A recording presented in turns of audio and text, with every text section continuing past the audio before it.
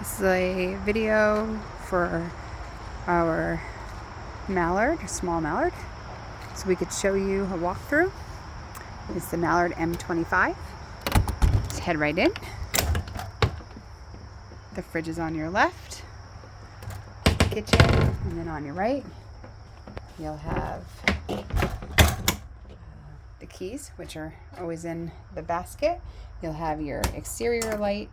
This is your awning light, and then these are your interior lights. This is your awning. In and out, as it's clearly labeled. In is in, out goes out. Check when you're holding the out button, you do want to check and make sure that the awning only goes out to the point it's supposed to go out and no further, because then it will start rolling up backwards. You'll see you hold the in button and it will start going back in. If the awning does get rolled up backwards, you could possibly break the arms on it, so we do need to be cautious of that. Also, with the awnings, you don't want to have them out if it seems like it's going to rain or be super windy, because it could break the arms. As you continue into the camper, we come to the stove. This is just a glass cover. It's not a cooktop stove, so you always want to leave that back when you're cooking. You'll turn the stove to high, hit the igniter one time. Stove to high, igniter to one time, and then you just change the temperature that you need on the stove. Your microwave is up there. You have the Keurig and toaster, all that stuff. You have silverware inside drawers and lots of servingware. As you walk down this way, you'll have the radio right here, and then this is a countertop, or it's how you watch the television.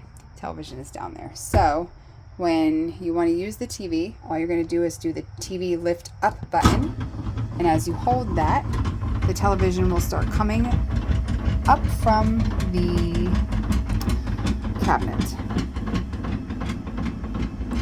I'm going to leave this up for right now, so we'll get it all the way up.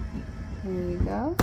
So then you have your television, and then over here, your breaker panels down there. Over here, you're going to have your AC and heat. So if it starts like this normally, which it says off right down here in the corner, you'll tap it once to have, oops, that went way too fast. Tap it once lightly and it will go to fan auto. Tap it again, you'll get AC. This is how you change the temperature, and you tap it a third time and you'll get your furnace. Right now it's set to 70, if you could see that.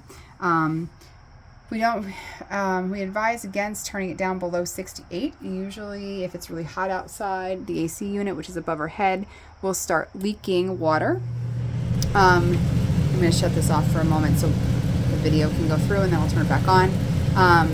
And then that means that you froze out the unit. So if it does start leaking water from up there, you froze out the unit, you have to let it defrost for a few hours, and then you can try to turn it on again.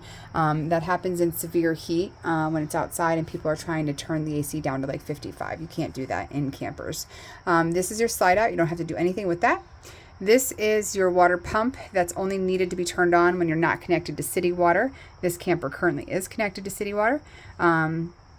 And then these are your water heater buttons. So you have electric water heater and propane water heater. You can use them both at the same time for a faster return, or you can only use the electric one or only the propane one. It doesn't matter.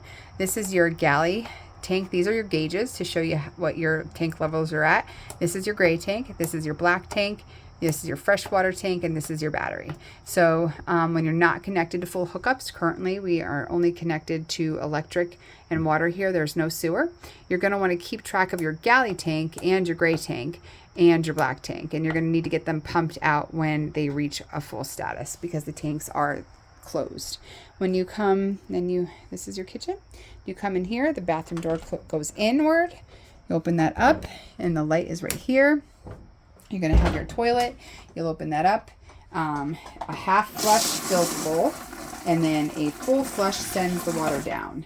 We recommend that you do hold your foot down on the lever about for a couple of minutes, 5 seconds, just to get enough water down there to create a water base. But we do always prep the toilet for you. So there is toilet deodorizer down there. You always get toilet paper, and then behind the door is the shower. And if you've done our cozy package, you'll get towels and linens. as well. So this one is a cozy package. So this has the bedroom, and when you're in the bedroom, the light switch is up by the television. And then as we come back out here to the table, we always leave a welcome guide with our cozy rules: no climbing the ladders if they have them, no smoking or vaping inside, no pets or shoes on carpet areas, no food or drink in bunk rooms. This current camper does not have a bunk room. We ask that only liquids down the sink and only RV toilet paper in your waste down the toilet, no wipes, feminine products, paper towels, or diapers.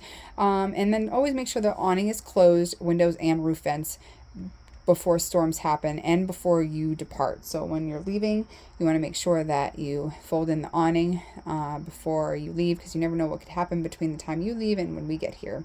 And then that's it. Then we also leave toilet instructions. And then everything that I've discussed with you is also in this book in case you do need to look at it and you can't get in touch with me. It does explain the heat and the AC, the control panel, the breaker panel and where it's located. And then